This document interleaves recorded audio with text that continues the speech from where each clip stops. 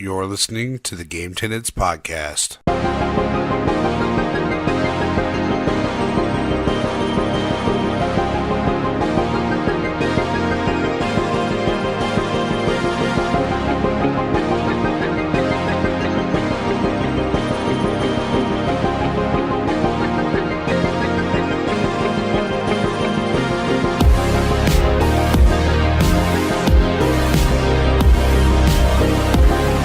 What's good, everybody, and welcome to the Game Tenants Podcast, the failed adventures of two gamers and their quest for Gamecast stardom. This is episode 39, and I am Church of the Game Grinder, and as always, joined by my excellent co-host, Jason from Corpse Flood Gaming. What is up?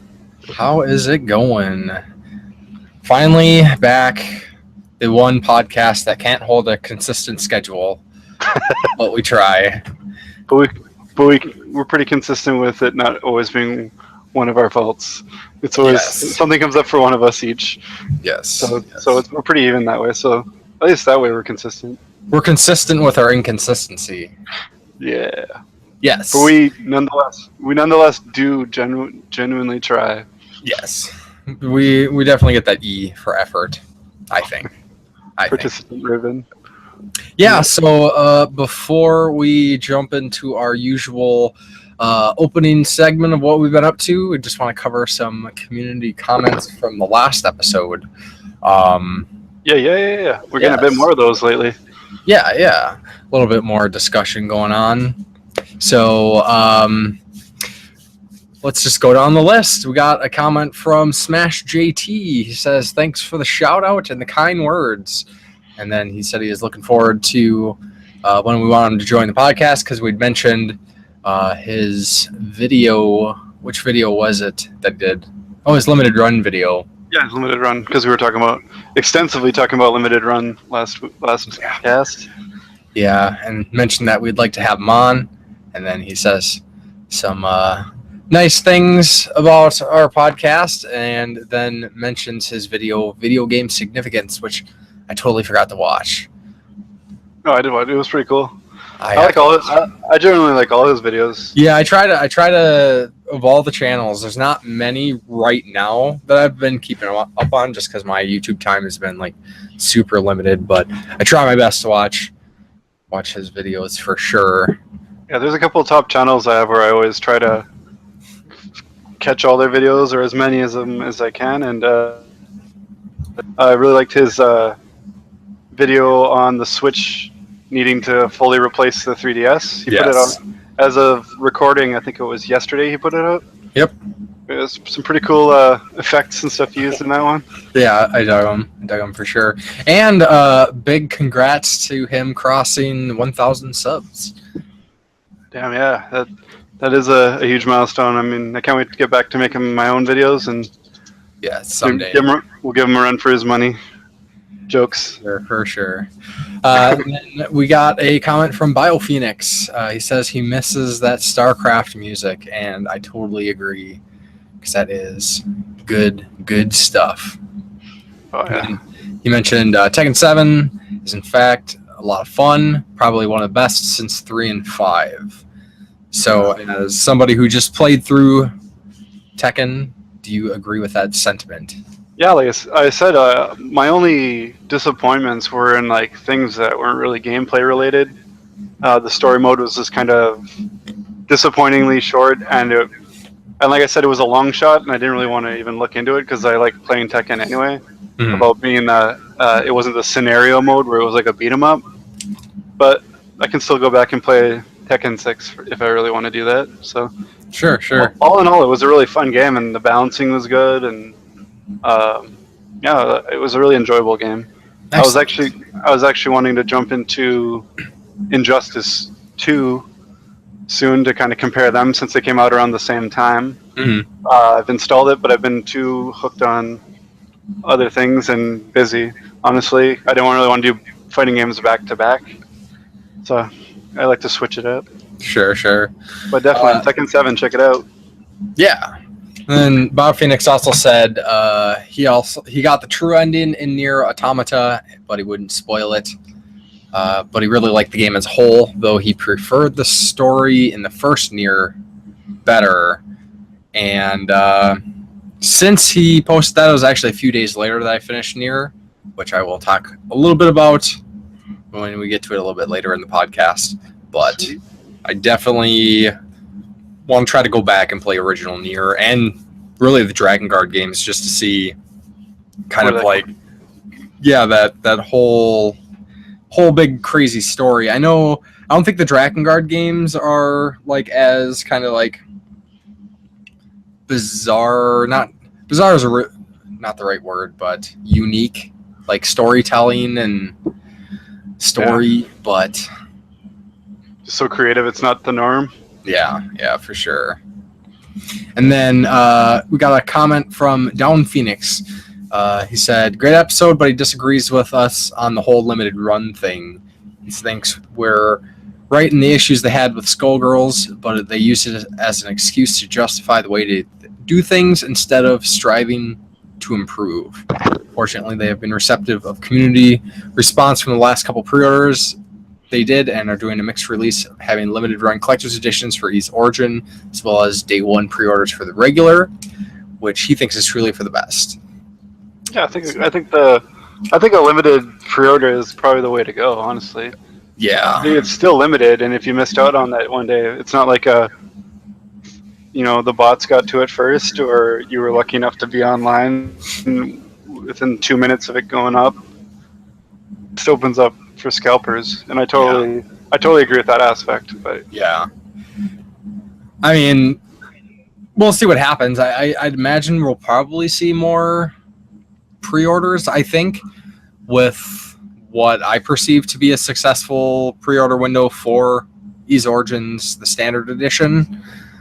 It sounds like a lot of people are able to pre-order it. They're still really excited. Although I did screen cap a comment and I shared it on Twitter. I think I shared it on Facebook as well. Yeah, of a guy who is bitching about it no longer being limited, so he wasn't going to buy it because it wasn't limited, and that's the whole point. Yeah. Well, it's still limited to that day. You know, they're not it's still limited. Limited. It's you can pre-order it, and that's all that you get it. I mean, you're not going to be able to buy it after that. So, I mean, that's pretty limited. I would think. Limited. You have 1 day to buy it. That's a pretty small window in the grand scheme of things. Right. Like it was almost a direct quote of what I was saying people would say if they did something like that again. Right. Because I was like, they're going to be like, oh, no, it's unlimited run games now. And that's basically what he did. I refuse to buy this due to it not being exactly 4,000 copies or whatever they usually do. Yeah, that's just a silly way of collecting. Pretty much. Whereas we were saying we don't even care how limited it is. We just are happy to have physical versions of digital games. Yeah. My main gripe with them is them not doing physical versions of like Xbox games sometimes, once in a while too. Not saying everyone, but there are like some digital only Xbox games I'd really like to own. Right, but, like Cuphead will be. Yes. What one. the F? Yes. Maybe they'll switch it up. Who knows? Well, hope for the future. There's going to be a PC release for that too, so maybe at some point Indie Box or something will be able to do a release for it. I'm sure they will, but I want it on my Xbox. Yeah. I'll still be buying it probably day one. Yeah, for sure. So that is it for the comments that we got regarding the last episode. Of course, if you are listening, we'd love to hear your thoughts, feedback, comments, whatever, recommendations, suggestions, just comment anywhere, YouTube video, the SoundCloud upload, social media, it doesn't matter. Yeah, keep them coming. We like to hear from you guys a lot. And, might add some more talking points and whatever. Yeah, totally. Even if you disagree. Yes. We take it all in stride. Absolutely. No echo chamber here, so come at us. But I would appreciate your comment, guys. Yeah, thanks, guys. Yeah, so with that said, then let's kind of jump into our usual spiel here. So, what have you been up to since the last episode?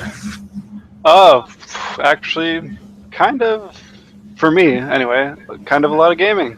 Yeah. I've been playing a little bit of everything. But primarily I've been playing Prey, which we're a little bit skeptical on, and we're reserving our feelings about. And I can say I've really been enjoying it a lot. Yeah, I haven't heard anything bad about it. Yeah, my only gripes with the game are very small things like They named when it you Prey. yeah, that, and I know I could use a little bit more enemy variation. Mm-hmm. There's a couple, but you run into them pretty often, and it gets kind of old. Like, oh, there's another one of those big guys that I gotta unload a bunch of shots into. They're not really that hard to kill. They kind of remind me of the symbiotes from like Spider-Man. Sure. Like when they're not on a person and they're just kind of like an outline. They're pretty. It's a pretty cool game though. Like besides that, that's a very small thing to me. Like the game itself is really cool. It's got a really Bioshocky or even kind of a Alien Isolation feel. Sweet. But except for I don't feel the horror element as much as I did when I first started playing. I was like, wow, you can die kind of quick in this game if you're not careful. And honestly, just be kind of careful, and it's not really that big of a deal. Sure. Besides that, yeah, I think I've played 13 hours. It's telling me on my save game. Okay. And I think I'm pretty close to finishing it. Actually, I thought I'd have it finished before today, but some stuff came up, so not a huge deal. I definitely recommend checking it out. If anyone else has played it, I'd like to hear your thoughts on it too. But I can't wait to finish her off. Get on to something else. I do have a bit of bad news as far as my other game. I was going to play alongside it. Resident Evil 7. As you knew, I was planning to play. I was planning to play it with the VR.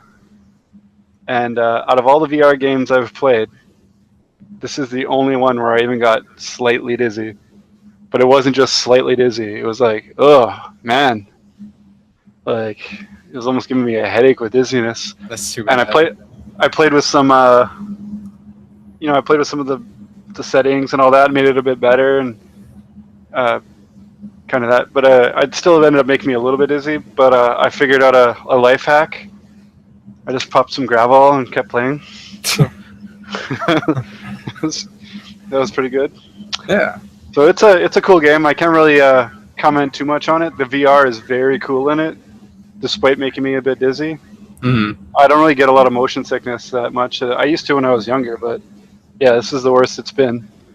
But after I played with the settings a bit, there's definitely ways to make it not so bad. I found it was more with just the turning controls. Because you're using the VR, so you're looking around. But then if you look towards something and then you go to like turn where you're walking to go towards that, that's where it would kind of jerk too fast, and it would be like, ugh. It's just like if you whip your head side to side real fast, you're just gonna feel kind of dizzy. And in a game where you're like watching your back because it's a horror game, that part kind of bummed me out. But once I got it more dialed in, it was a lot more fun. I'm only a couple hours into that, so like I said, I can't really comment too much on it, but I like it so far. It's definitely leaps and bounds ahead of the last few. So that's cool. Besides that, I've just been dabbling with a couple other games, picking up a bunch of games, like a lot of games. But other than to slow down, I'm just keeping a couple of my pre-orders open that aren't coming up for a while and slow down. I have been openly picking up a few of the series that I mentioned before, like I have always wanted to try out and just kind of haven't. So out of those, I've got a few of the East games. I got a couple. Oh no, I got the newest Yakuza Kiwami, which I'm looking forward to playing. But speaking with Black Metal Gamer,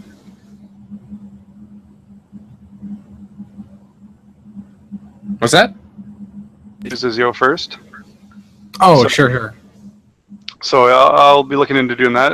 It's about double the price of Kiwami though, so that's a little bit of a bummer. Yeah. That's the only thing that kind of held me back from getting those games sooner. Is they all seem to be pretty pricey, which is a bummer. You know, especially for a game I'm just going to try out.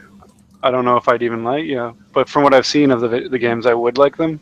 Yeah. So I think I'm just going to play a bit of Kiwami to get a feel for it, and if I really do like it, then I'll probably snag a couple of the other ones. It looks like they're trying to do the same sort of deal with the second Yakuza as they did with the first, because Kiwami is the remake, from the ground up remake of the first one. So if they do that, I'll probably snag that, especially if it's only going to be $29.99 brand new.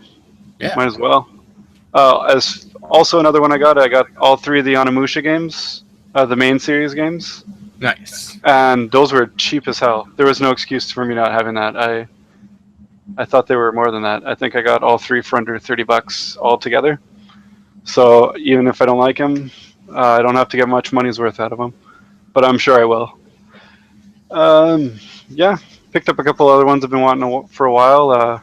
One of my grails, actually, a couple of days ago I showed you. Oh, yeah. Finally picked up Valkyrie Profile. Congrats. Yes, I'm very happy. And I think I'm going to be bringing my PS1 with the screen around just about anywhere I go now. Yeah, so anyway, I'm happy to jump into those games soon. Picking up a bunch of other new games here and there, dirt cheap. But besides that, that's pretty much all I've been playing. I've got to go out of town next week for some training for the new job. Mm-hmm. And I plan to bring my Switch with so I can try some of the Mario and the Rabbids game. Because usually Rabbids, like I said before, Rabbids I don't really generally care about at all, but the game looks super cool and I want to try it. So that's what I got going on. What have you been up to, buddy? Well, more of the same, I guess. If you've been listening to the last couple episodes, I've been pretty much just doing like home improvement stuff most of my time. So I haven't had a whole lot of time for gaming. After the last episode of the podcast, it was like 2 or 3 days. I finished Nier Automata, which was absolutely awesome. I managed to get I didn't get all. I got 25 of the 26 endings. There was one ending that required, basically you had to get all the weapons in the game and get them all upgraded to open up like some secret boss fights, and I just wasn't going to grind to do that. I was going to say, that sounds very grindy. I'd probably do about the same. So when something gets to grinding is where it gets to boring. Yeah. But I was talking to a friend about the endings, and he was like, whoa, he's like, that sounds ridiculous. He's like, I don't even want to bother with that. And I think I explained it poorly, but basically, if you do your kind of start to finish playthrough of Nier, essentially you get 5 endings doing that, because the game kind of, the way they do the presentation is very unique. So you actually play through, it's like every time you play through a story arc, you get an ending, and then you play through another perspective of said story arc, and then you play through, like, after the first 2, then you play through a third one that continues on the story, and then you do another one which like just replays the ending as the other character, and then there's the final ending, and it's crazy what a creative game. Like, everything about it is just so unique to me anyways. I mean, I don't know if everybody views it the same, but everything from the music to the story to just the design it's something special. Right now I got no qualms about it, but it's my game of the year for this year. It was going to be Horizon, but I'm giving it to Nier just for like the pure creativity involved in this game. That's awesome. So good. I'm still super hyped for it. Luckily, I did find a deal on it on Amazon. They had it on sale for, I think it was $35 2 weeks ago. Totally worth it. And I was not planning on getting it until it was on sale. And I was like, there it is. It's on sale enough for me. And I've decided to snag it, so I very much want to get into that game soon too. I mean, I already wanted to play it a lot, but listening, we've been talking while you were playing it. It just made me want to play it even more. So probably my next RPG I'll start, that or Valkyrie Profile. Yeah, and it's not terribly long, especially if you just do like essentially like a lot of the endings. The additional endings are basically like mission failures. Like when you're on a mission and you do something and you fail, then it's like, oh, everybody dies because you failed. Game over, kind of stuff. It's just to make you feel bad ending? Like, oh, well, I shouldn't have done that, I guess. Like, there's actually two of the endings that I got on accident, because one time I didn't realize that I was, like, supposed to be, like, urgently working on something, so I'm just like, oh, I'm going to check over here, and yeah, it was pretty funny, and then there was a couple, like, goofy ones, but yeah, I mean, a lot of times, when I finish a game, it'll kind of be on my mind for a few days, but I'm still like thinking about Nier and like going back and listening to some songs from the soundtrack just to remember some scenes and stuff. So good, man. I so regret not getting the collector's edition. I had the opportunity, plenty of opportunity to get it, and I didn't get it because I wasn't sure. And then when I finally, like when the demo was released and everyone was like, holy crap, this game is so cool, it sold out. Because then all of a sudden everybody's like, oh shit, this game's actually sweet. That's badass. So there's that. And then the main thing, and of course this checks off my Shantae mention for the podcast, is the first ever Shantae DLC was released. It was Shantae Pirate Queen's Quest, which is basically a playthrough of Shantae Half Genie Hero as Risky.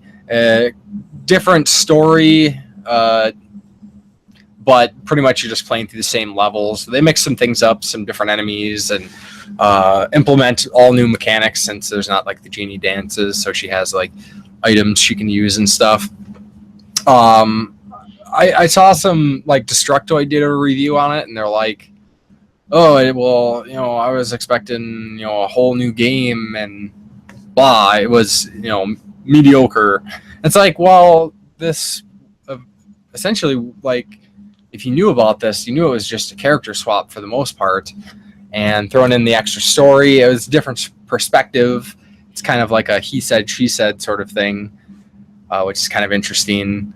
But I had a lot of fun. Took me like 3.5, 4 hours to get through, I think, to 100% it. And I will say the last boss fight where you actually fight Shantae is pretty epic, especially how they turned Shantae into, gave her like a boss move set. So all of her dances were like super attacks and stuff. Really sweet. Definitely check it out if you are a Shantae fan. And then another little Shantae thing, I got a resin statue, which is basically, it's you ever see those really nice character statues that are like $200-$300 plus? Essentially, that's what this is, but I have to do all the work. I have to like sand it and put it all together and stuff, which sounds way overwhelming and daunting. Definitely something I don't have the ability to do right now. So hopefully once I get all my house renovations done and my new game room switched over, I can finally put that together, and hopefully I'll have a way cooler Shantae Shrine, as I've been calling it. Sweet. Do a video of you building it or something. That'd be cool. Yeah, I might do a little tutorial, because I mean there are some tutorials, but nothing really like condensed. There's a lot of fluff, or it's too much time. It's like, yeah, we'll see. It's like a real time, like just do like a, I'm gonna do this and then speed it up. Yeah. Well, I did find one channel of a guy who is doing this sort of thing, which I think is probably gonna help me quite a bit. Like, it's surprisingly, it's not overly complicated. It's just time consuming. Like, you have to soak these in like this special solution before you do anything with them, because the resin molding that they use has like a chemical it releases, so it's all like oily and shit, and you can't really paint it. So you have to like soak it for like 24 hours, and then you have to like clip off all this extra plastic, and you have to sand it, and you have to like drill little holes into every single piece and take a little piece of like, you know, a couple millimeter thick wire and like reinforce joints and stuff. Wow. That sounds ridiculous. Yeah. Their job was done at molding the plastic and mailing it to you? Right. But then again, like I said, that's why this was only like $75 compared to like $250 or $300, because essentially you're doing all the work. Charge them the commission? Yeah. It's kind of like IKEA, but for nerds. Half-naked genie figures. Sweet. Yeah. So, and then what little gaming I have been able to do is when I still have some ability to be social. I am still playing Friday the 13th. Little bits here and there. Definitely slowed down compared to what I was playing, you know, a month or two ago. But, you know, squeezing an hour or two here and there. They released another update to the game, so they added 3 small-sized maps of the existing maps, which are basically, I don't even know, I wouldn't say half-sized, maybe even like a third or a quarter of the size. Like they're significantly smaller than the main maps, but as if you're playing like a random map rotation where you just set it to random, so the game's just like whatever map, it makes for an interesting blend of like the regular game, which can be kind of slow paced at times. And the small size maps are they're super frantic. Like you're finding supplies right away. Personally, I think as playing as Jason, it's a lot more challenging because you have to really be on the ball to try to catch people before they are getting things repaired and whatnot. But really nice addition. They just announced basically a roadmap of upcoming updates through December, essentially, or maybe into next year. So they're talking about some more new maps. Right around the corner they're doing like basically like a swimwear clothing update. So all the characters are going to have like swimwear, which, you know, it is what it is, but you're getting Tiffany, which is the quote unquote hot chick character in a bikini, which, I mean, can't go wrong there.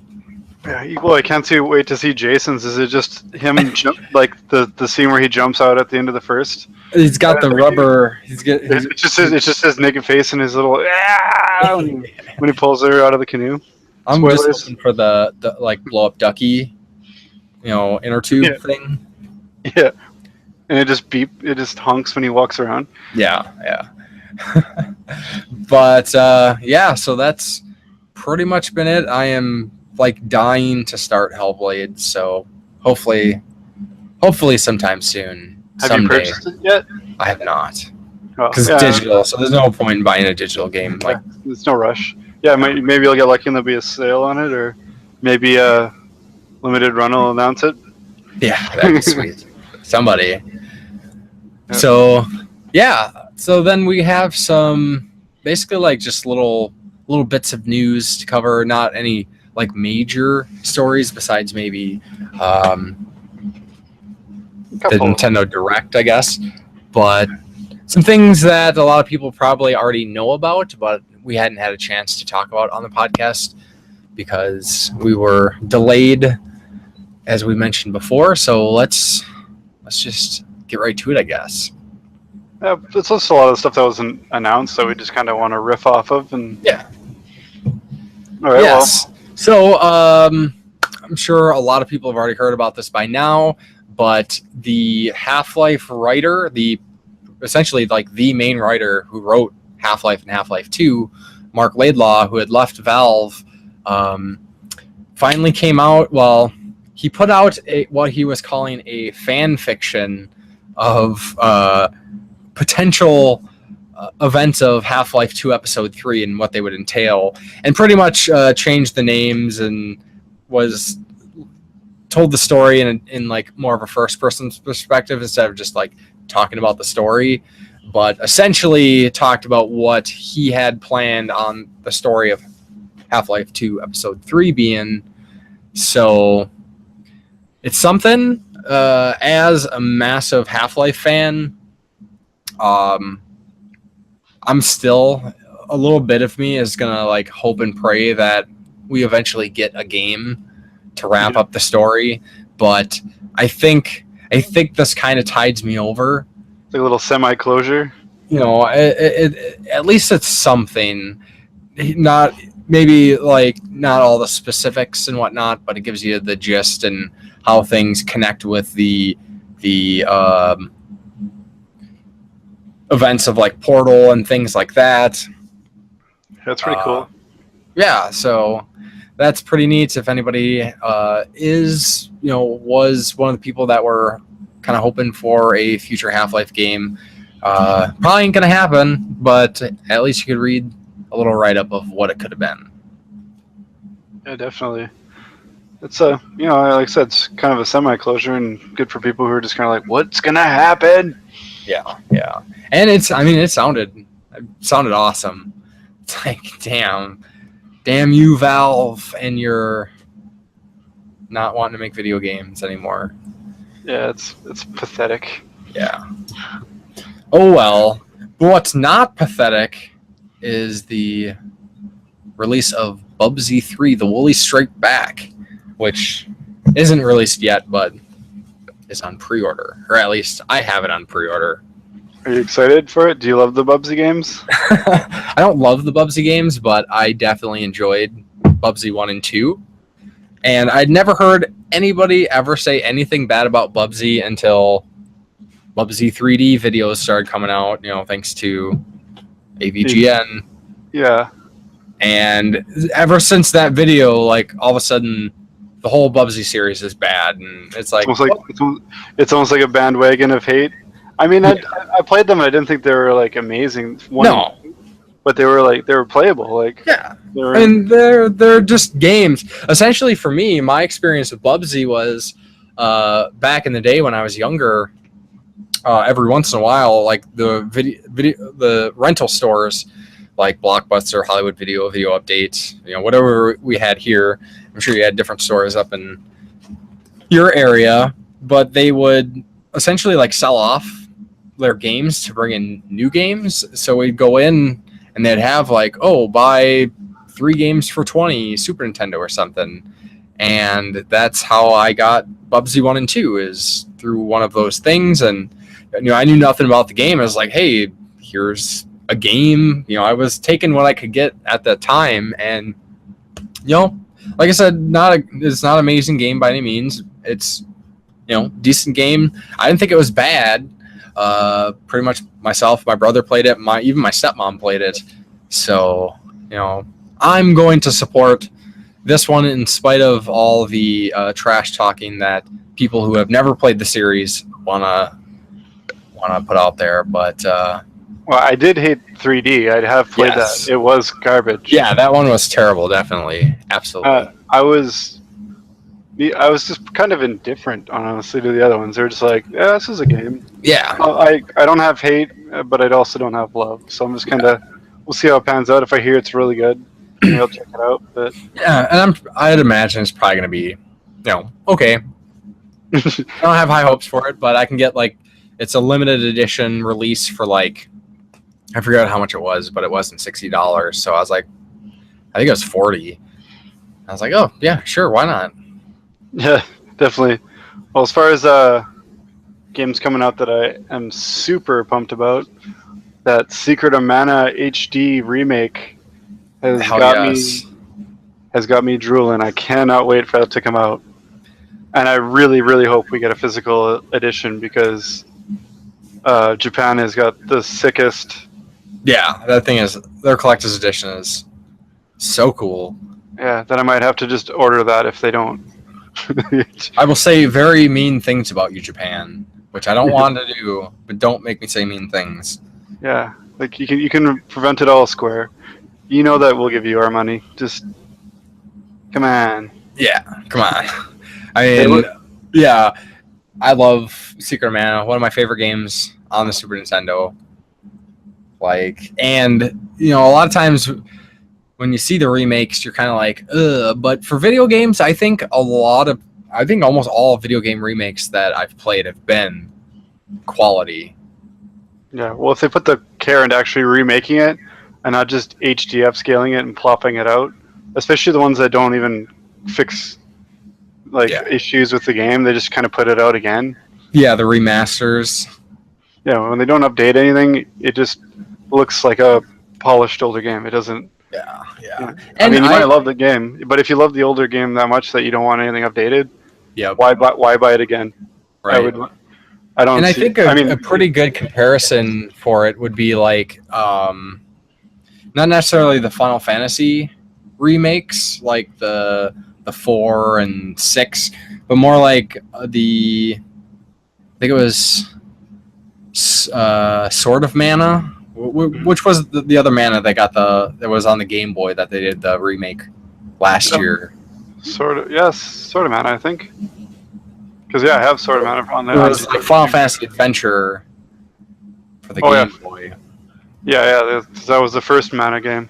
But they remade that and updated the art style and everything. And I think the kind of like the 3D polygon models that they're using in this remake look really good for not changing or for changing the aesthetic, but keeping it all the things what they were. Yeah, the characters look the same. They're just nicer graphics. Yeah, I think I'm so excited. Yeah, it looks like they're actually putting care into not stepping on the original, but also updating it for current times.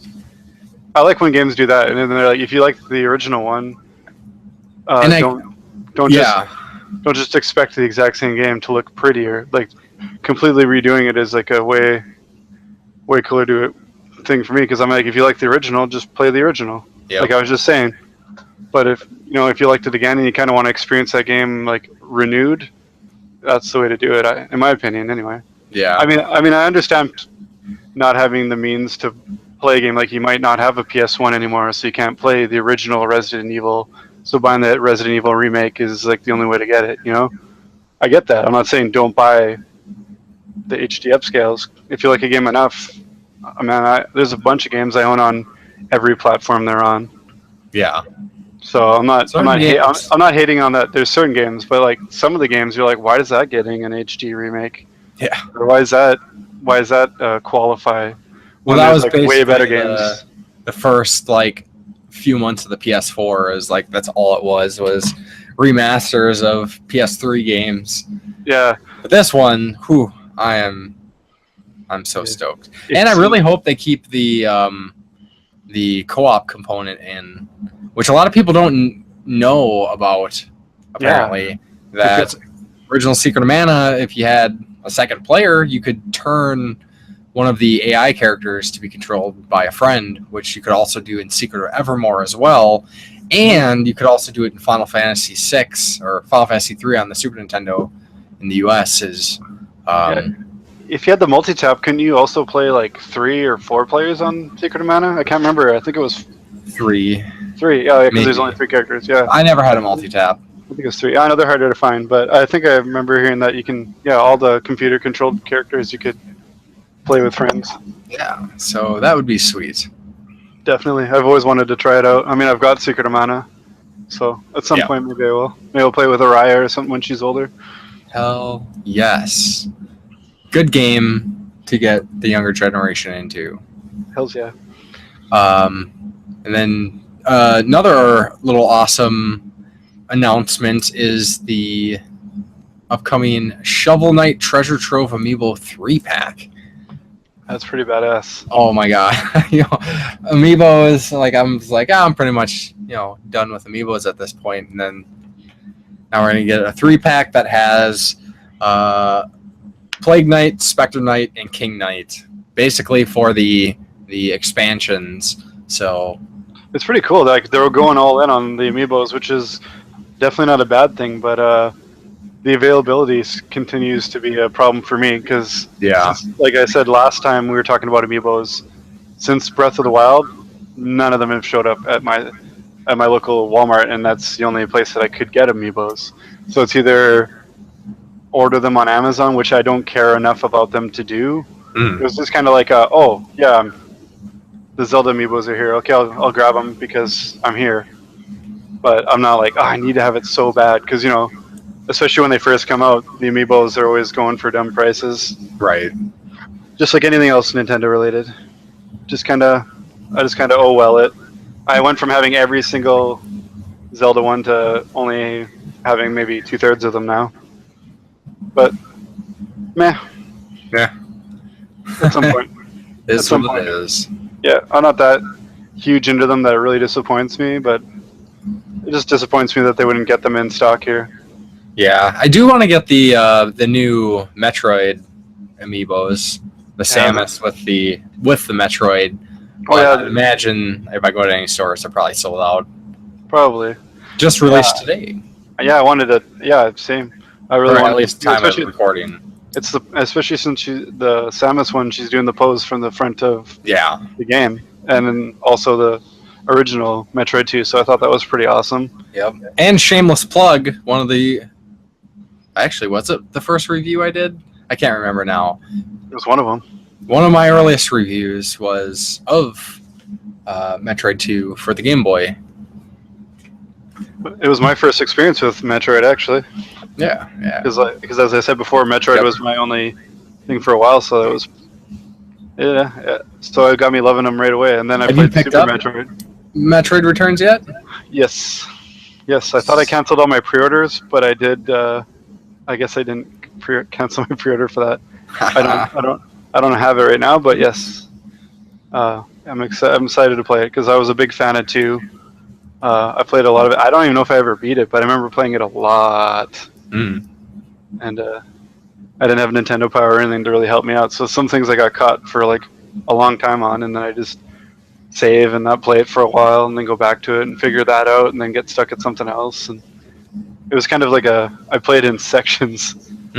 But I'd always kind of remember, because from so much exploring, I'd remember the areas, so it wasn't like a learning to play an RPG game after you haven't played it for months kind of hang up. So that was good.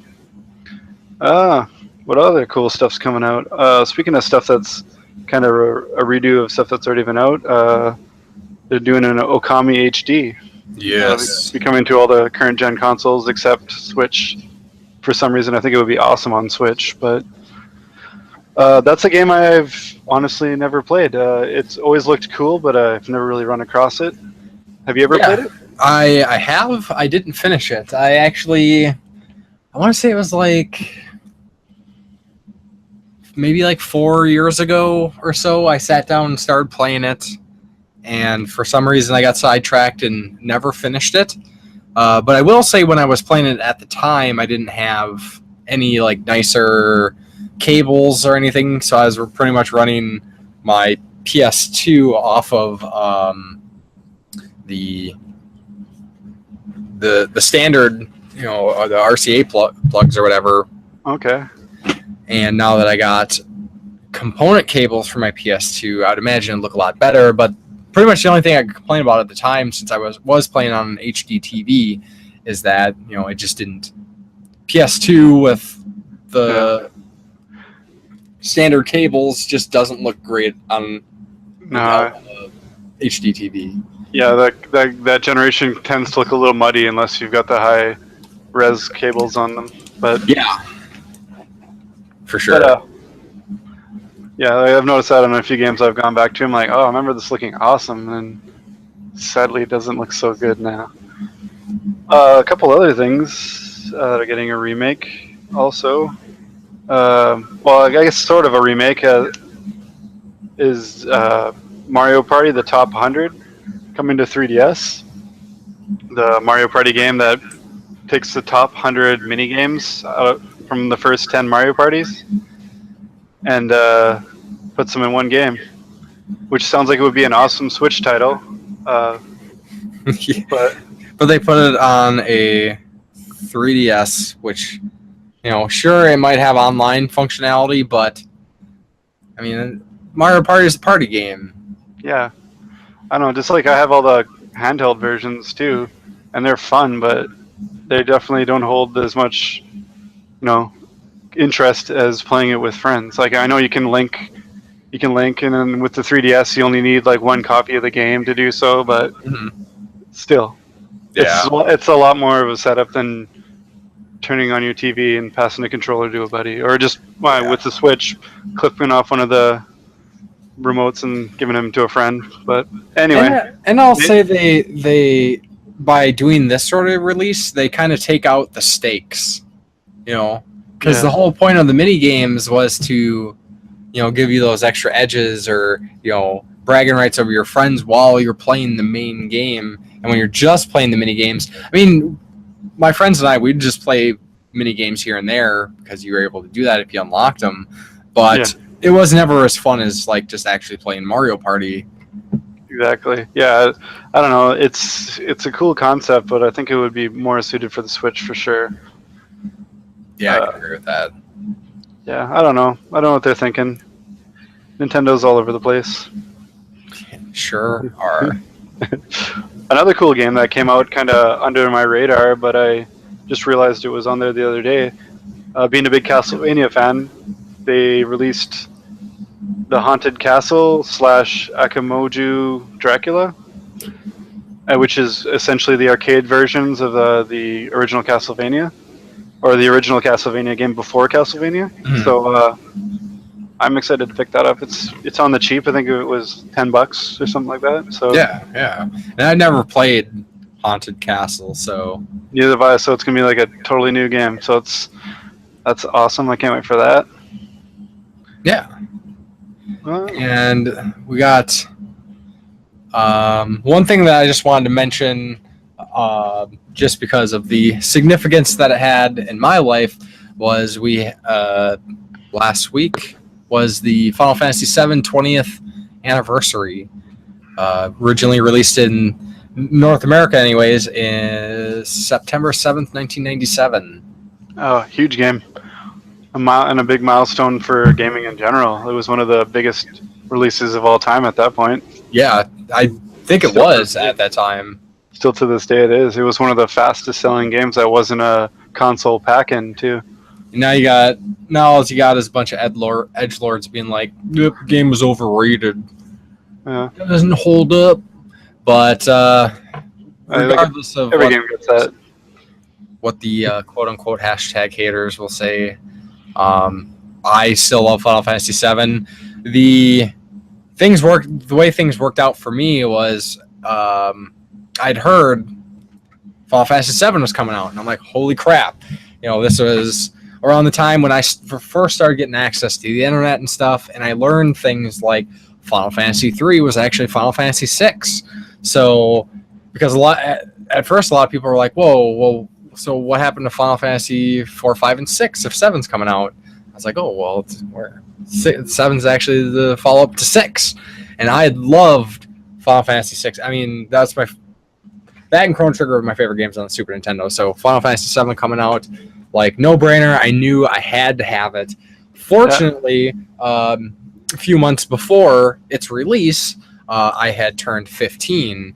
And I don't know if things are different in other places, other countries, other states, but in Minnesota, you can get a part-time job when you're 15.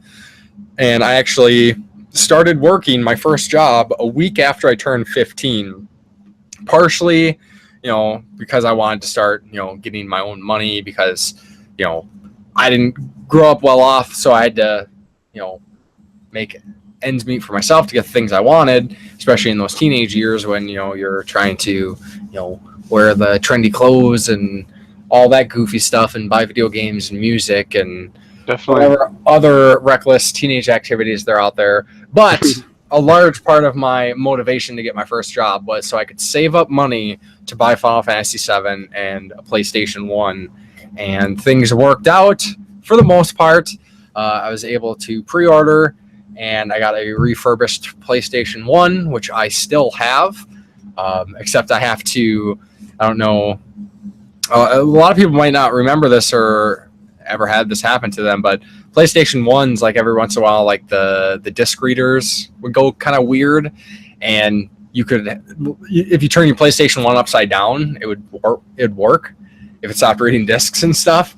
And so I have to turn it upside down and put a book on it to get it to work. But I mean, I got a PlayStation 2 and a PlayStation 3, so I can just play those. But got my PlayStation 1, got my Final Fantasy VII. But when I got those at the time, I didn't have the extra money for a memory card, which I think was like $30-$40 at the time. So I remember them being stupid expensive compared to a game. Like they're basically half the price, if not. Yeah. If you wanted like a one with more blocks of memory, you had to shell out almost as much for the game. Oh my god! And those third-party ones that would have like 350 slots, like those things were so sketchy. Because if you remove the memory card while your PlayStation was powered on or something, you could like wipe it, which actually happened to me. I didn't do it. My brother and his friend claimed they didn't do it, but they did something, and they wiped my memory card that had like years and years of saves on them. That's so rough. So mad.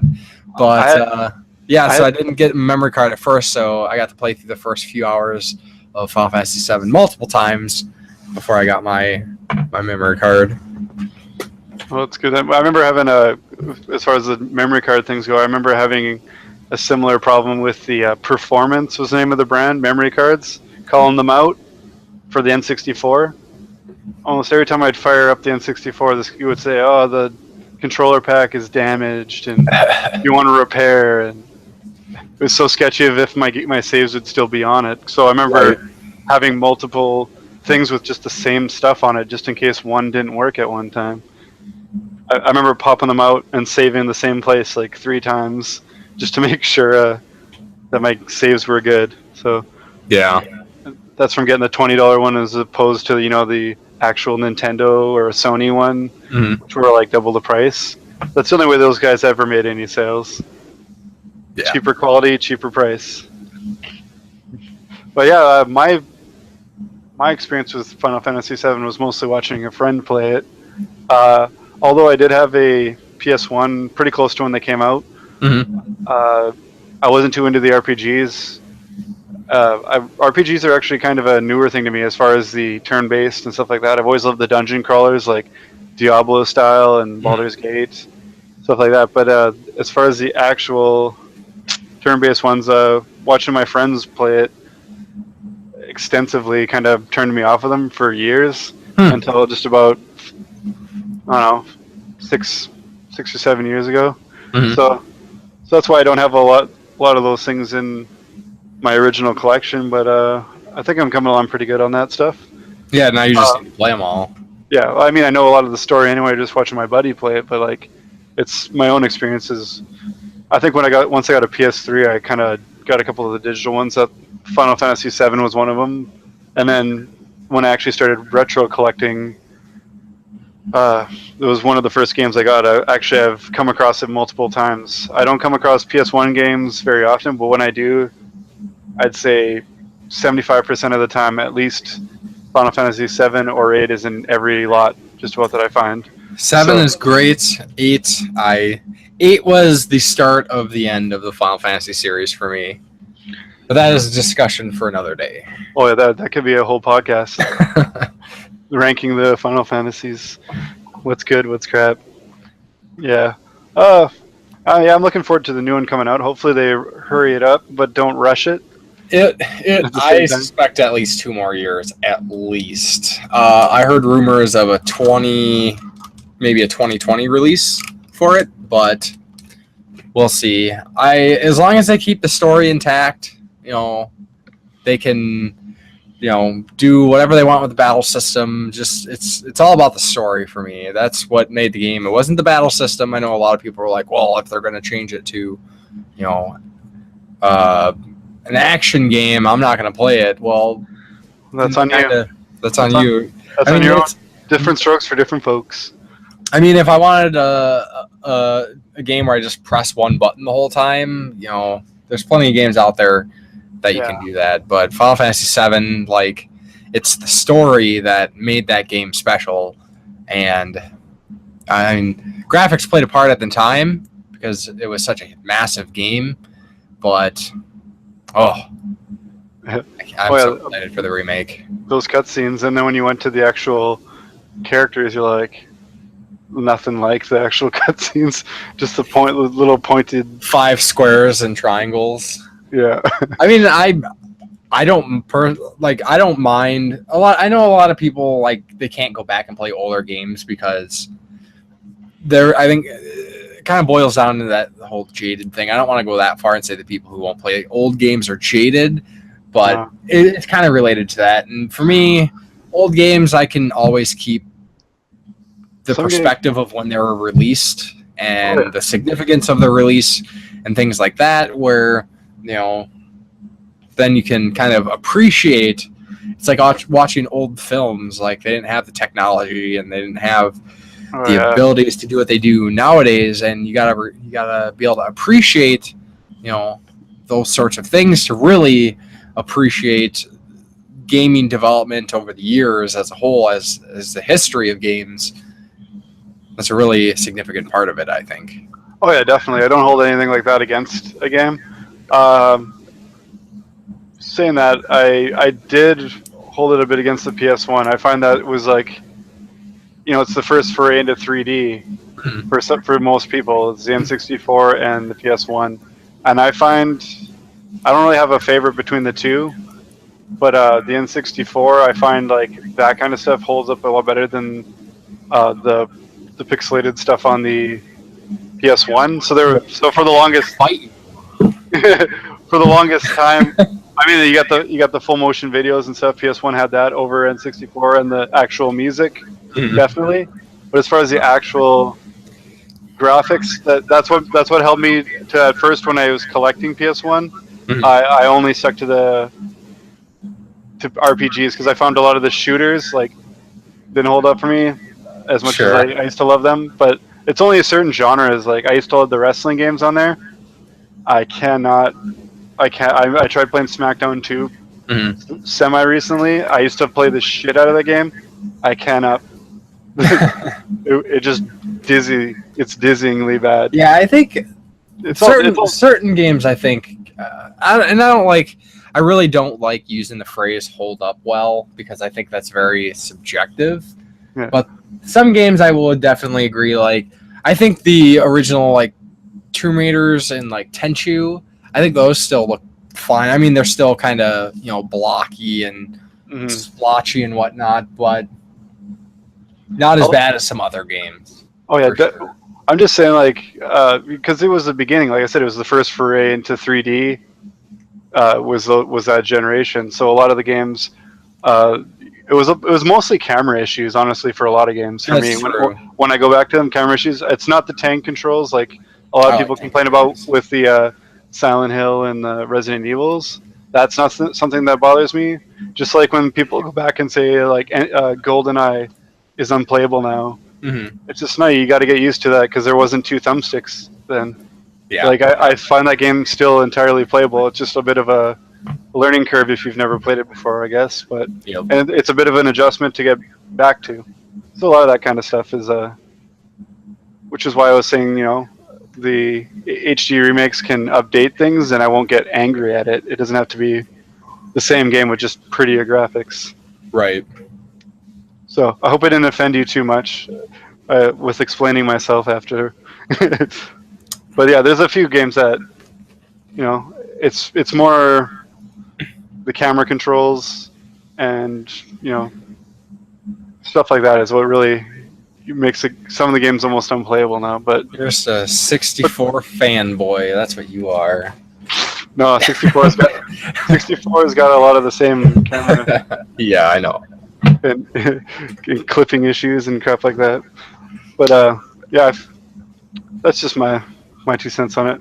Yeah, I'm sure I'll get blasted and there'll be tons of comments this time. And only half of them will be you going, fuck you. Yeah, pretty much.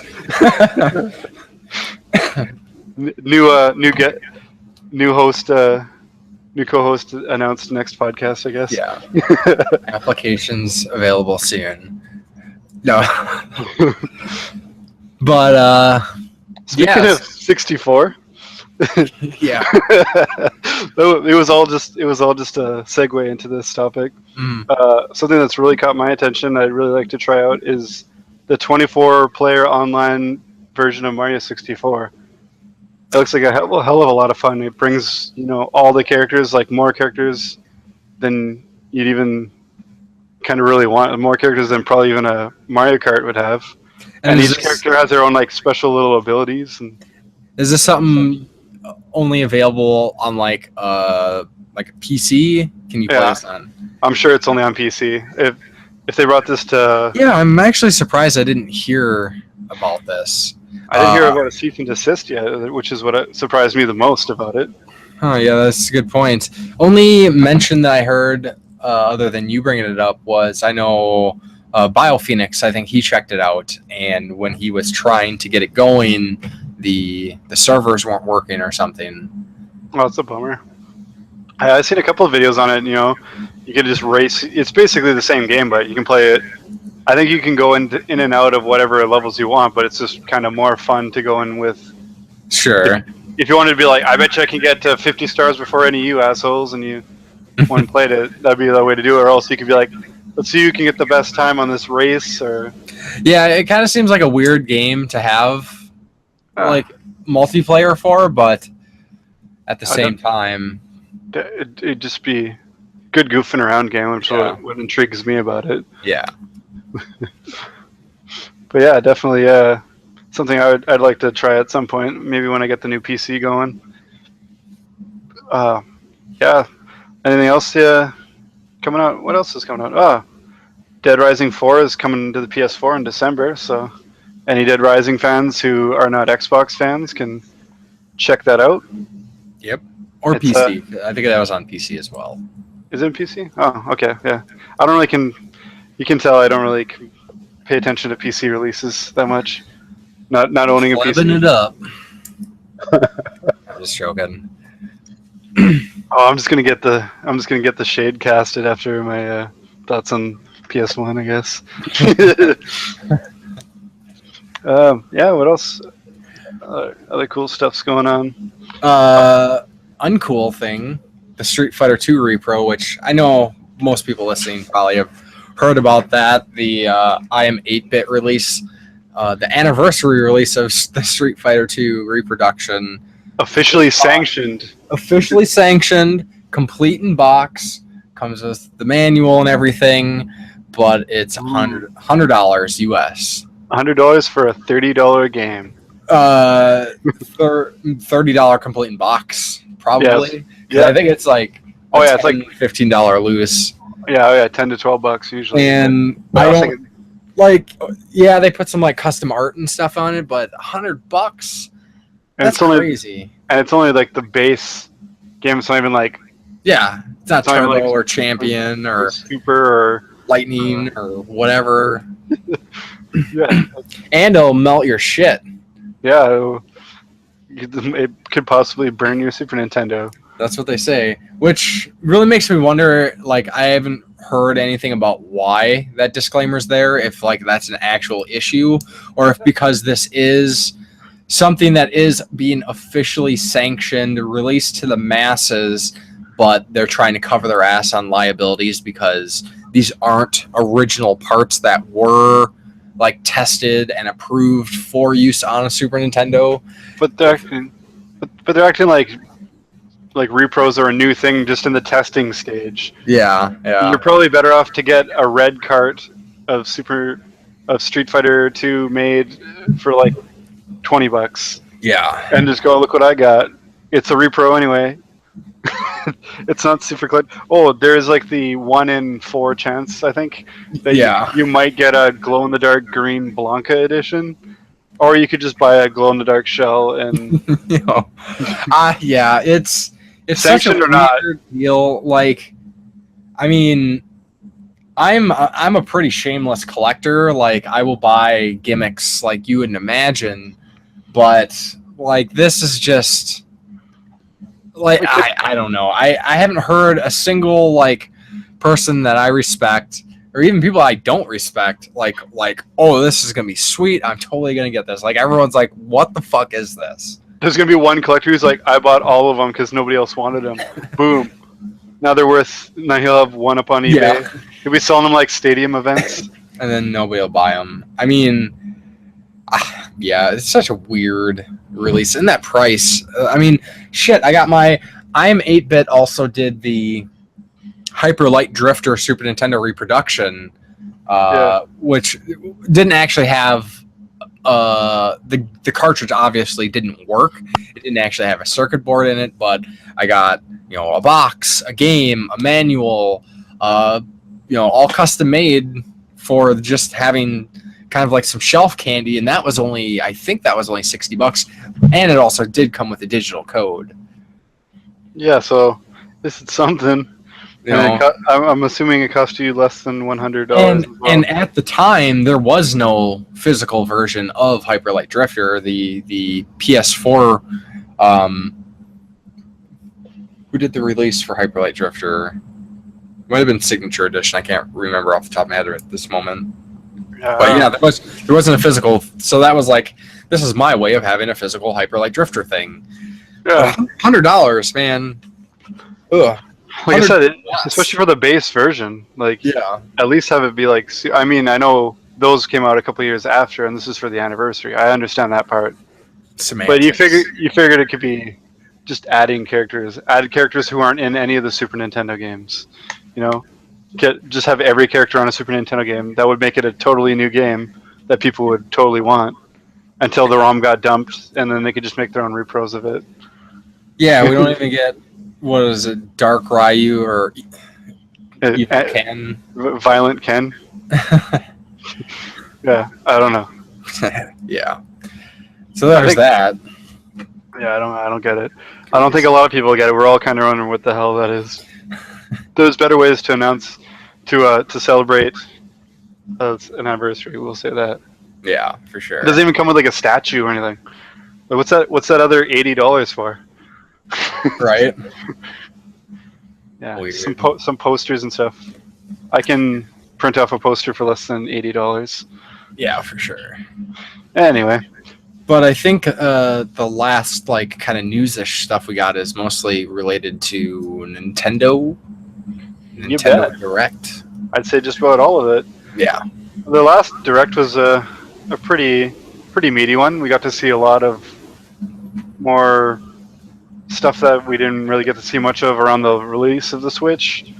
The biggest one for me being the Octopath Traveler from Square Enix, which is like an HD 2D game. It's a 3D-ish. I don't know. It's got a really cool look to it. Anyway, it's the follow-up to I'm Setsuna, isn't it? I don't think it's like directly related to it. Not related, but it's its own way. Yeah, it's their Switch follow-up to that, and you play as 8 different characters, and it's just it's a really cool looking story related to it. Anyway, I can't wait to try it. It's probably one of the most excited I am about all the things they talked about. I mean, obviously I'm excited for the new Mario. They showed a whole bunch more of that, including a PG-13 Mario with no shirt on that everyone's going crazy about. Yeah, I've seen the memes. That game continues to look awesome, and I'm really hoping it's the next Mario 64 or, Mario Sunshine. Something on that grand of a scale would be more than welcome to me. Mm-hmm. What else they got coming out? Well, there's obviously more ports like the Dragon Quest Builders and stuff like that coming out to the Switch. But some of the cooler ones, obviously, we know about Skyrim, but they announced that Doom 2016 and Wolfenstein 2 are going to be coming out for it, which were a pretty big surprise to me. I don't know. Yeah. They were right out of left field, so that's kind of cool. Especially since a lot of the current gen shooters are just kind of staying away from Nintendo, with that Battlefield and Call of Duty and those kind of games being like, no, we're not doing a version for that. Screw that. Yep. It's kind of cool to see that Bethesda isn't shying away from them. I loved the Doom game from what I got to play, so it'd be definitely a cool game to take on the go. Obviously scaled down a bit for making it portable, but hey, I'm all about the portability. That's super cool to me. Yeah. Wolfenstein 2, I've been looking forward to that game too. I liked the first two chapters to the new gen Wolfenstein. I don't think I've played a Wolfenstein game that I haven't liked. The last gen 360 PS3 one was okay. It wasn't the best game, but it wasn't terrible by any means. Right. From what I remember. So more Wolfenstein is definitely a good thing. Especially the story they got going on with the new one is definitely really cool. What else did they announce? Well, they're bringing their actual arcade versions of the arcade games to the Switch coming up too. Yeah. More games, more OG arcade games is always a good thing. Oh, definitely. Can't go wrong. But I will say this kind of relates to one thing that really, I guess, kind of triggers me. I hate using the word, but that's the best way I can describe it, is Nintendo calling them releasing indie games on their platform, calling them nindies like they own it. Yeah.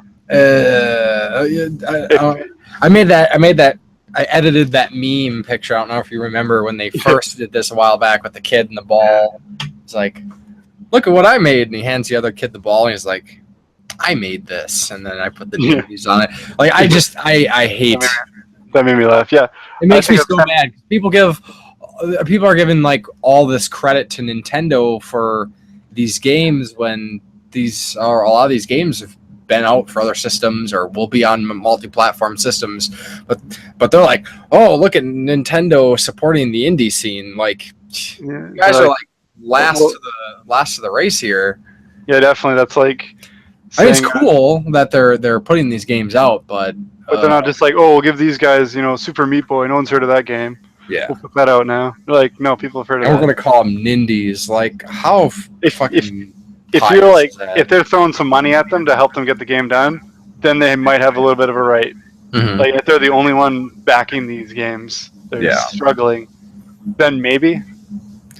But as far as we know, anything that's independently done that has to do with anything Nintendo related, they send a cease and desist to. Right. So they're not really an independent in that way. Yeah. I don't know. I think it's kind of a farce too.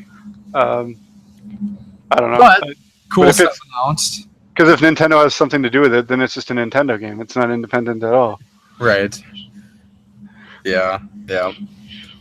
So I don't know. It's a little bit arrogant in their way, but I guess it's got a ring to it. Might as well say it. Right. As far as the other stuff goes, obviously Xenoblade Chronicles 2 looks absolutely awesome. Oh, I didn't even talk about the arcade games that they are bringing out. First of all, they're doing the original Mario Bros. Versus Super Mario Bros. Mm-hmm. Balloon Fight, Ice Climber, Pinball, Clu Land, and the 2-screen Punch Out. Which, out of all the ones they mentioned, Punch Out is kind of one of the weirder ones. Yeah. Because it's a 2-screen thing, almost like this game would probably be better on the 3DS. Maybe they could just, switch that with the Mario Party game, and then we'll call it a fair trade. Yeah, right. Well, like I said, it's not like the Switch can go on its end to play games like that, really, unless it's laying flat with the kickstand currently, anyway. But I think they should have added an ability to do that, because that would make it really cool to play like scrolling shooters and stuff on. Yeah, that's true. I guess I should be the design guy the next time they want to do something. Yeah. But besides that, nothing else really spoke to me as far as the new things they announced. But like I said, Xenoblade Chronicles 2 is probably the game I'm most excited of, besides Octopath Traveler, that are coming out. I loved what I played of Xenoblade Chronicles X on the Wii U so far, and I don't know. I can't wait to try this new one. This new one looks even better. Sweet. Yeah, there's no hope of me finishing Xenoblade Chronicles X before it comes out, because that is a massively long game. But I definitely would be picking it up regardless. Yeah, that's The only other definitely a series I want to play. The only other game that they really mentioned that caught my eye was a new Kirby game. Kirby's always cool, and they got the Battle Royale game that kind of gave me a taste of Triforce Heroes type thing, being a multiplayer Kirby game. I don't know. That could be cool. I was really hard on Triforce Heroes when it was coming out, but upon actually playing a little bit of it, it's not too bad. Cool. So, yeah, that's about all I got for my impressions of the Direct.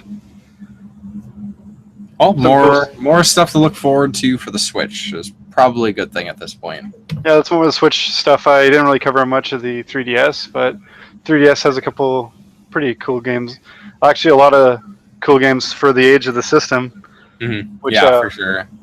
Which give Smash JT another shout out for his video on the topic that there seem to almost be more cool games for the 3DS coming out than for the Switch. Yeah. But I'm all for supporting it as long as they want to do. Like, how long did the original Game Boy run? Way longer than you would expect. Right. So, Yeah. I just want lots of games for both systems. Being an owner of both. So. Totally.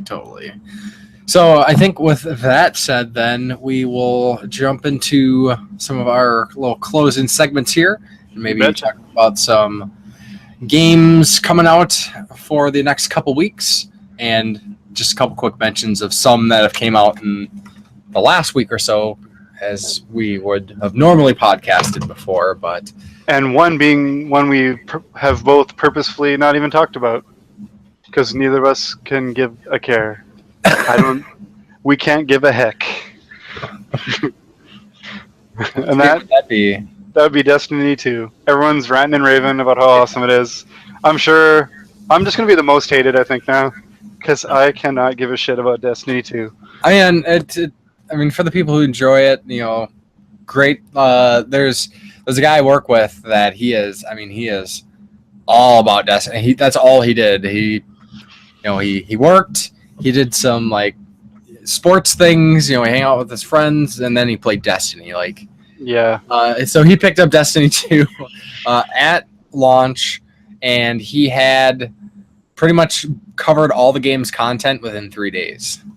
Yeah, that's I've got several of those. About anywhere I worked at Walmart, there was a few, but at Domino's, it seems like any of the guys who game are all talking about Destiny. They were talking about Destiny 1 all the time, and only a couple of them have picked it up so far, but everyone seems to want it. So, it is what it is. Yeah, and like my friend who I did the account swap with told me that he's got like the digital deluxe edition, and he's like, "Hey, try it out if you want." And I was like, "Yeah, maybe," but I actually meant no, because I don't know. I tried the beta. It looked cool. I was legitimately interested in it. Played the beta for the first one.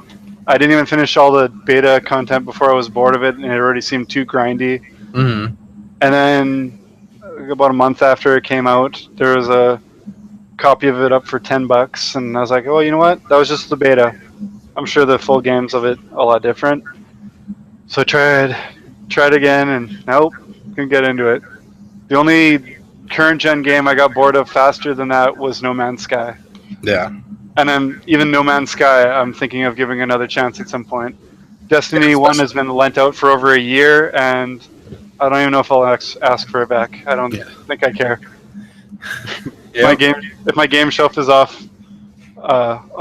center by one game and I don't have any money, I'll just go, I guess I'll get that back just so it doesn't teeter and fall over. Sure. But if that's all that's holding up my game shelf, then I think I just need to invest a couple bucks in some nails. Yeah. Anyway. So, besides the Destiny, couple other games that were released, of course, was Metroid Samus Returns for the 3DS. One game that I will do my best to get to sooner than later, since I played it not too long ago, was the new Dishonored it's not DLC. It's a standalone game, but it's kind of like a side story, Dishonored: Death of the Outsider, which It looks cool. Looks really cool. And I'm really interested to see what they do with the story, how they're going to connect things, some of the characters. And for anybody who hasn't played Dishonored, like such good games.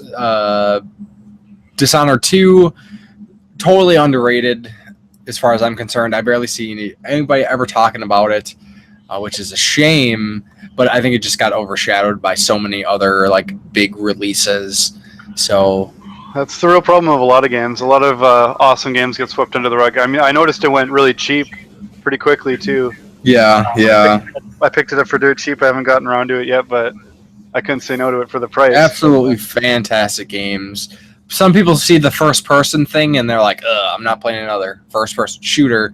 It's first-person perspective, but it's definitely not played like a first-person shooter. It's definitely it plays a lot like a third-person. It's stealth. It's mostly stealth, unless you just. It doesn't have to be stealth, but you don't have to be. Yeah, you pick what you want to do. That's what I like about it.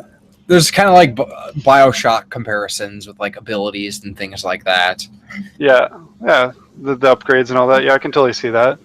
But the like level designs are incredible because they give you so many different ways you can handle every objective that you have to get through. Like there's so many ways you can play it. Like nobody's gonna play the game exactly the same because the abilities are so useful. You kind of figure out the ones that you like, not even necessarily ones that are most powerful, and definitely just have fun with it. You can go guns blazing. You can go total stealth. I think there's actually an achievement or a trophy in the first one for beating the whole game without being detected once. Everything being a stealth kill. I got screwed on that. I played the entire game. I did this in Dishonored 2 as well, but when I given the opportunity to play in a stealth game, I will do no kill, like without a doubt. Like I like playing no kill runs. And in Dishonored 1, I got through the whole game and I didn't get this achievement. And I'm just like, what the hell? I'm positive, absolutely positive I didn't kill anybody. And apparently I never realized, but in the very beginning of the game, in the very opening moments when the assassin comes in and attacks the other person, like you don't have to do anything. You don't have to kill the assassin. And I killed the assassin, and that took away my achievement. It's like, are you freaking kidding me? Or at least Dishonored 2, which is kind of a negative. Like one of the only complaints I would have is so when you complete each chapter in Dishonored 2, it'll give you stats like people killed, how many times alerted, yada yada and so forth. And I got to one point where I would finish the map or finish the level, and it would tell me I killed people, and I'm like, what? I didn't kill anybody. And what I ended up figuring out is that when you reload your save, like if you take a break and come back and play the game, if depending on where characters were originally, like say when you start this level, here's a guy who's standing on a ledge, and at some point you took out the guy, or you didn't kill him, but you like knocked him out and like moved him somewhere else. When the game reloads, it reloads him in the original spot, but he's knocked out.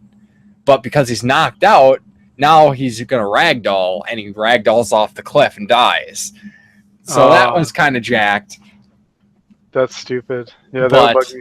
But so I ended up having to replay a level a few times just to get through that because I wasn't able to do long stints and everything. But anyways, I digress. Dishonored, awesome games. I say definitely must play series.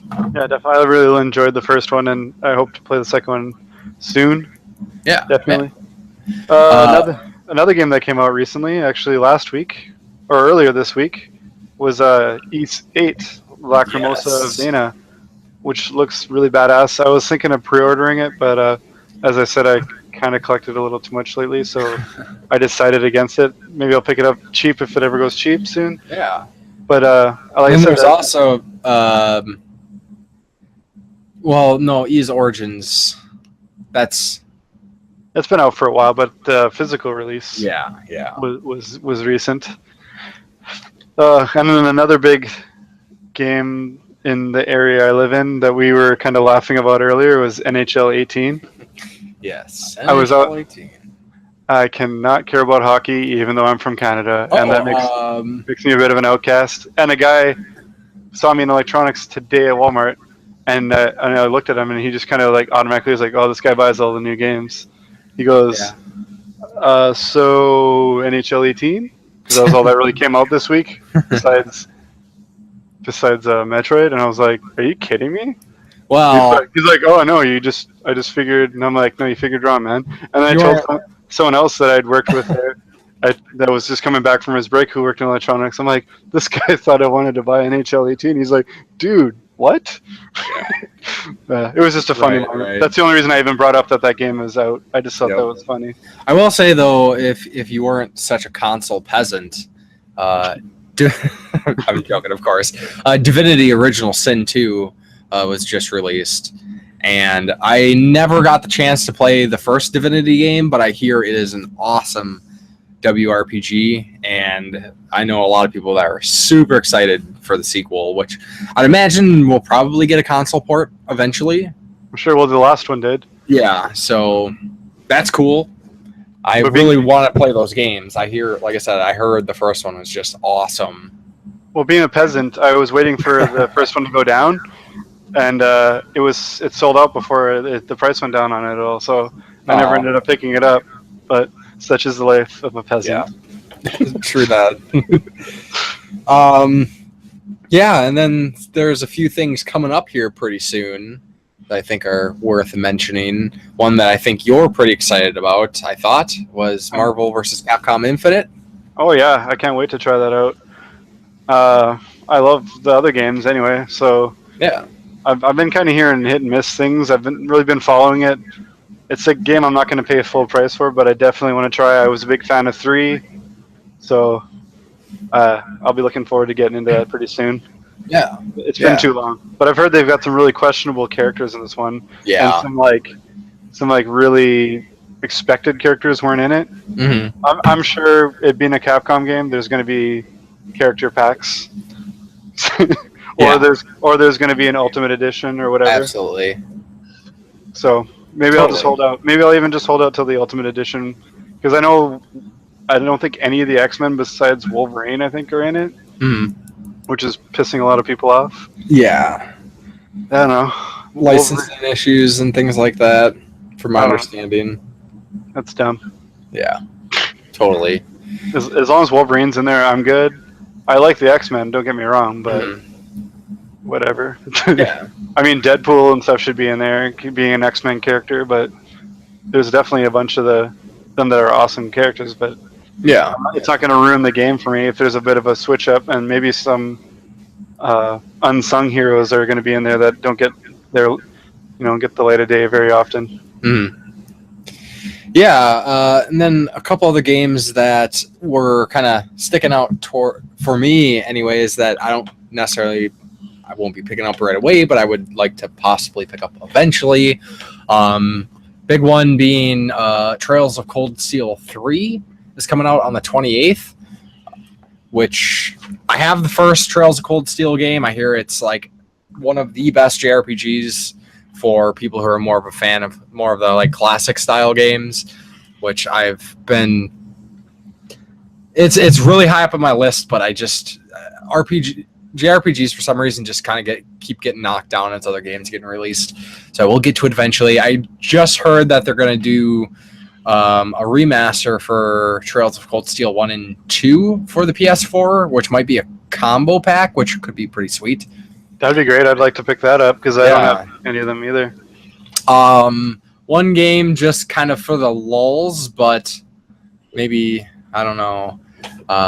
We'll see. There's another Senran Kagura game being released. Peach Splash. Yeah, this one being less of a Dynasty Warriors game and more of like a kind of like a Splatoonish sort of ripoff. It's basically like a shooter, but they use squirt guns. Yeah, it's like waifu Splatoon. Yeah. I don't know. It does look I'm fun. I'm a sap for some of the like jiggly bits, but I mean those games. It's hard to like not judge myself horribly if I actually did pick up a game like that and play it. It's like one of those games you like sandwich it in between other games at the store when you bought it. Yeah, right. Right.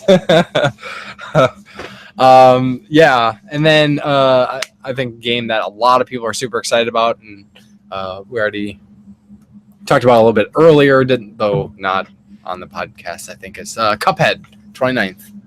You bet. I cannot wait for that. Yeah. So I've been waiting a while for that. It looked like and they pushed it back a few times. So I don't know. I love those old cartoons like Felix the Cat, kind of stuff like that. Old Popeye and all those kind of stuff. I've bought countless numbers of those 101 cartoons that are it's like a $2 pack, and it's got like 5 discs of really old cartoons. I just get a kick out of the old school cartoons. So yeah, that game's right up my alley. And then official release for Star Fox 2. Woo woo! 29th. 29th. Which my pre-order through Best Buy has not been canceled, and they charged me. So. Oh, they got your money. They better give you your product now. Well, I think they charged me right away when I pre-ordered it, like 2-3 weeks ago or whenever it was. When they went up, yeah. Well, I'll pick one up if I can get 2. I'll probably grab 2 because I'm sure one of my friends will not know that I don't work at Walmart and be like, "Hey, let me know when those SNES Minis come in, and I'll help them out." Yeah. Because that's how I did it when with the NES Mini debacle. I helped a couple of friends who weren't able to get one. Yeah. And I didn't scalp them. I gave them at cost. Yep. Before anyone attacks me, I said I was with friends. Right. Right. I'm not that kind of friend. So I was glad you were one of them, and I helped one of my friends who lived in another city who was like, I'm not getting up at like 5 a.m. to maybe get one. Yeah. So that was cool. Yeah. So. But not working there anymore, I'm a little worried, but I think as long as I go early enough, it shouldn't be that big of a deal. It's not a huge population town. There is like a couple scalpery-ish dudes, but it's not a city by any chance. And as long as we get near the numbers we got last time there was a product like this, I don't think there'll be a big problem. Yeah. Right. But we'll see. Yeah. Keep you updated on the next one. Faux show. So yeah. Unless there's any other upcoming games. So many. I want them all. Yeah, for sure. Nothing really big. Yeah, so I guess we'll just kind of move into the other closing segments here. I'd imagine we're probably running long as per usual with the podcast. That seems to be okay. We're just on a gaming podcast, and we like to talk about games. So hopefully our listeners like to listen to us talk about games. Right. So, I guess then we will just kind of mention any upcoming gaming plans in the next couple weeks. So, what are you going to be trying to play? Well, I'm going to hopefully finish Prey in the next couple of days here. And then hopefully make some more progress on Resident Evil. And then I'll probably be playing a bunch of the newest pickups I got. I kind of splurged and got a whole bunch of lower end games I wanted for a while, like I mentioned. Nothing too expensive. I'm still a cheap collector even when I'm collecting online. Mm-hmm. But Valkyrie Profile is definitely something I want to get to soon. But nothing too concrete in my plans. I'm kind of all over the spectrum. Just want to play everything. But yes. Limited time. Totally. That's exactly my situation. So who knows? I'm sure I'm going to play a little Friday the 13th here and there just because that's a game that doesn't require a lot of energy to play. Like, you don't got to think too much. I can just kind of log on, play a few games with some friends, and call it a night. But like I said, I really really would like to try to start playing Hellblade here as soon as I can, but there's so many other games now that I'm just like dying to play. It's driving me insane. But of course, I'm still working on my house renovations, getting close to having like the main bulk. Pretty much, I will say my house renovations would be quote unquote finished once my game room is done. And that's still probably going to be a few weeks out, unfortunately. So. Well, another thing I kind of neglected to mention, but it might be before our next podcast, or maybe we could even do the podcast when I'm in Minneapolis, where you live. Yeah. I'm coming down for a concert, so that's a big news. It's not really super gaming related. I'm coming down for a concert, so let's hope that pans out. Yeah, for sure. We'll update. We'll check out some good, high quality death metal. Yes. Obituary And some Exodus. Good old thrash band too. So yeah, it'll be a bit of a mixed bag, but yeah, it's been too long since I've been to a show. Yeah, and hopefully we can get some gaming in over the weekend. Maybe get a Bad Game Beatdown episode 2 going.